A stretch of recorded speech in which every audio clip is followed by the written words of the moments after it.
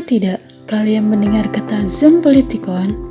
Zon politikon adalah sebuah istilah yang digunakan oleh Aristoteles yang menyebutnya sebagai makhluk sosial. Makna dari zon politikon sendiri bahwa manusia ditakdirkan untuk hidup bermasyarakat dan saling berinteraksi satu sama lain dalam memenuhi kebutuhan hidup. Hal tersebut terjadi juga pada negara, di mana negara saling berinteraksi dengan negara yang lain yang biasa disebut dengan perdagangan internasional. Dalam melakukan kegiatan perdagangan internasional, setiap negara akan mencatat semua transaksi tersebut ke dalam neraca pembayaran. Nah, pada kesempatan kali ini, kami akan membahas tentang neraca pembayaran. Apa sih neraca pembayaran tersebut?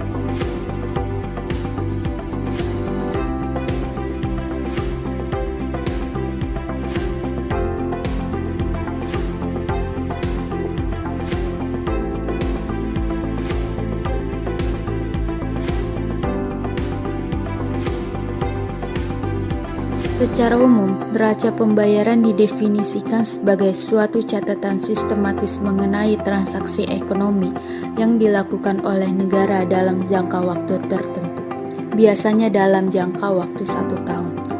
Berikut ini contoh dari neraca pembayaran Indonesia.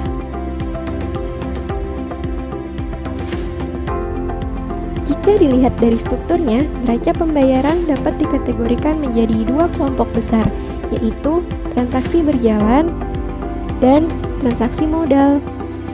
Masing-masing dalam komponen memiliki sisi kredit dan sisi debit, di mana sisi kredit merupakan transaksi yang menyebabkan bertambahnya cadangan devisa dan sisi debit merupakan transaksi yang menyebabkan berkurangnya cadangan devisa.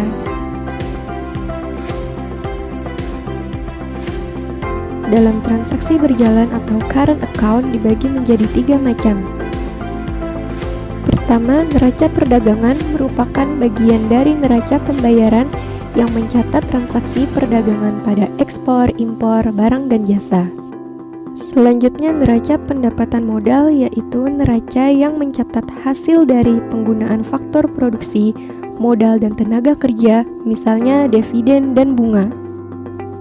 Yang terakhir adalah neraca transaksi unilateral, merupakan transaksi yang tidak menimbulkan kewajiban untuk membayar atas barang atau bantuan yang diberikan. Contohnya adalah hadiah, bantuan, dan hibah. Dalam transaksi modal dan keuangan atau capital and financial account terbagi menjadi 2 macam. Pertama adalah neraca modal, merupakan neraca yang mencatat segala transaksi modal yang meliputi transaksi penanaman modal langsung, transaksi utang piutang jangka panjang, dan transaksi utang piutang jangka pendek. Dan terakhir, neraca keuangan merupakan neraca yang meliputi transaksi yang terjadi pada transaksi berjalan dan penanaman modal yang mengakibatkan perubahan pada cadangan devisa. Macam-macam neraca pembayaran. Yang pertama, neraca pembayaran seimbang. Yang kedua, neraca pembayaran yang surplus. Dan yang ketiga adalah neraca pembayaran defisit. Yang pertama, neraca pembayaran seimbang.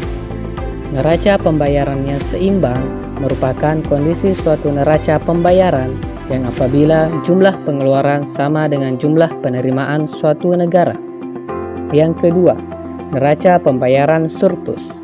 Neraca pembayaran yang surplus merupakan kondisi suatu neraca pembayaran di mana penerimaan suatu negara lebih besar daripada pengeluarannya.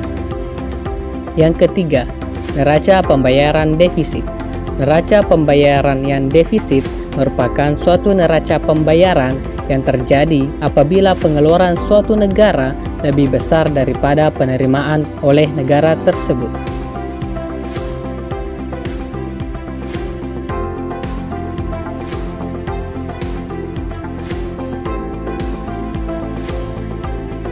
Setelah membahas pengertian, komponen, dan macam-macam neraca pembayaran, sekarang mari kita membahas manfaat neraca pembayaran.